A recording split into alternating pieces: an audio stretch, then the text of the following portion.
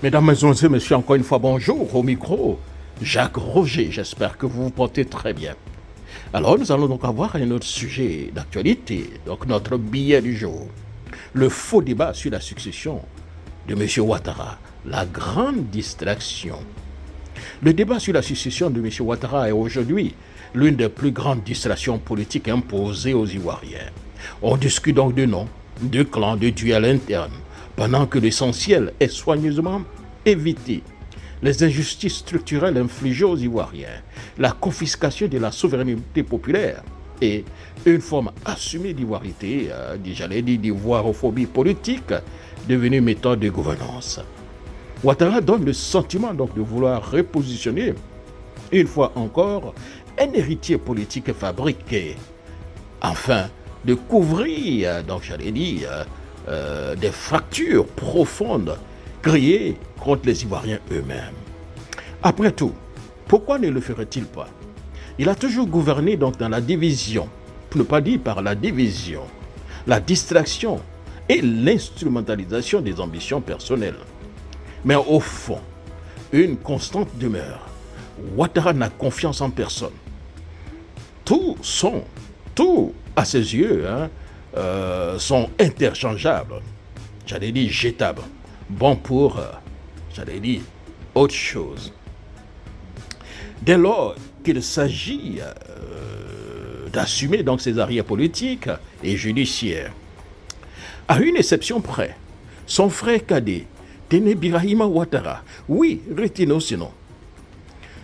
Chez ce dernier, l'idée est profondément ancrée que les Ivoiriens seraient structurellement incompétents à diriger leur propre pays sans tutelle familiale ou clanique.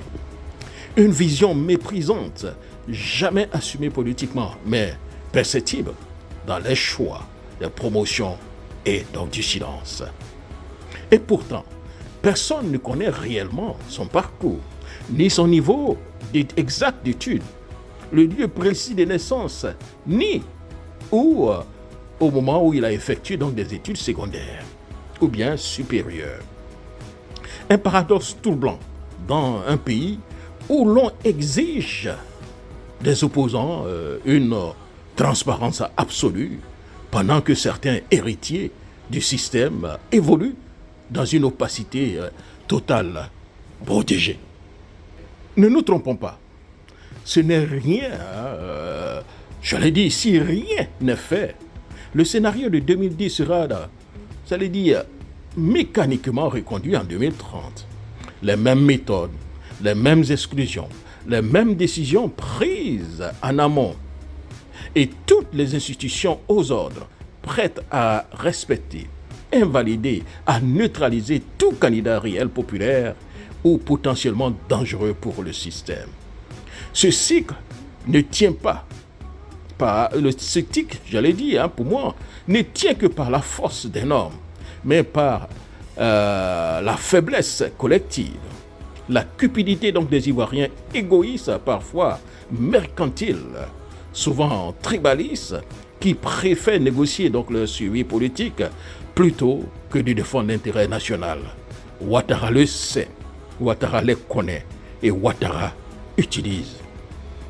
C'est donc dans ce contexte qu'il met en avant des figures politiques aigries, haineuses ou sans projet, y compris au sein donc de l'opposition, afin de neutraliser le mérite, discréditer la compétence et bloquer toute tentative crédible. Oui, transmission, j'allais parler donc des générationnels. Oui, Ouattara façonne, engrimé donc le duel actuellement, Big Togo, photocopie comme l'appelle son frère, afin donc de distraire les Ivoiriens. À peine donc réélu, M. Ouattara peaufine déjà sa succession.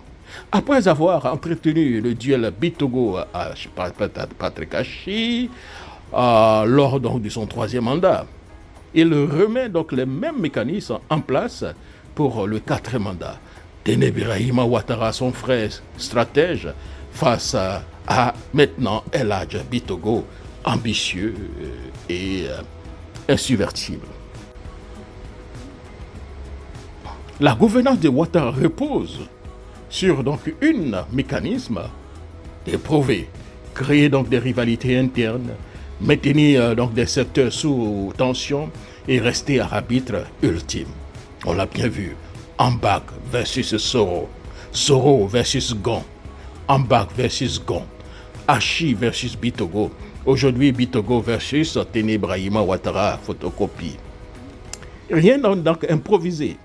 Bitogo et photocopie sont progressivement installés donc aux commandes ou à la périphérie.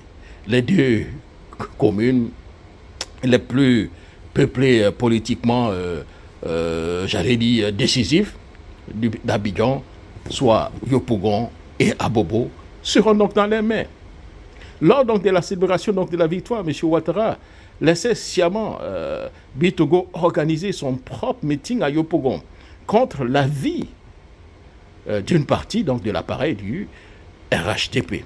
À Bobo, le meeting tourne à un pré-intronisation politique donc du candidat Bitogo. Vous comprenez? Maître Yopougon et Abobo entre les mains donc des deux figures. Ce n'est pas donc gérer donc des collectivités locales. C'est fabriquer une illusion donc de succession et entretenir la croyance qu'un fauteuil présidentiel est à portée de main. Mais que donc le véritable pouvoir reste, cher ami, ailleurs. En conclusion, le vrai débat n'est pas qui succédera à Ouattara. Le vrai débat est jusqu'à quand les Ivoiriens accepteront cette mise en scène. Tant que la division primera sur donc, la justice, tant que les institutions resteront instrumentalisées, le même scénario se répétera mandat après mandat. Ouattara n'est pas éternel, mais le système qu'il a bâti le deviendra si rien n'est fait. Merci beaucoup. C'était donc mon billet, Jacques Roger.